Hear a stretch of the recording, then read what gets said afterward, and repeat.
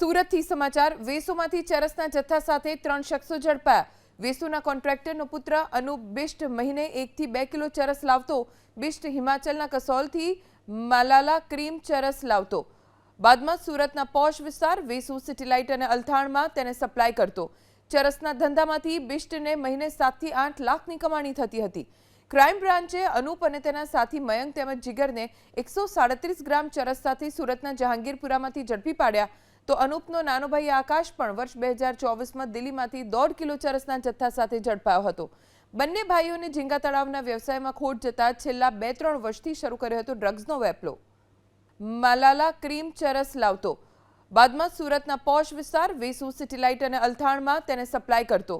ચરસના ધંધામાંથી બિષ્ટને મહિને 7 થી 8 લાખની કમાણી થતી હતી। ક્રાઇમ બ્રાન્ચે અનુપ અને તેના સાથી મયંક તેમજ જીગરને 137 ગ્રામ ચરસ સાથે સુરતના જહાંગીરપુરામાંથી ઝડપી પાડ્યા। તો અનુપનો નાનો ભાઈ આકાશ પણ વર્ષ 2024માં દિલ્હીમાંથી 1.5 કિલો ચરસના જથ્થા સાથે ઝડપાયો હતો। બંને ભાઈઓને ઝીંગા તળાવના વ્યવસાયમાં ખોટ જતા છેલ્લા 2-3 વર્ષથી શરૂ કર્યો હતો ડ્રગ્સનો વેપલો।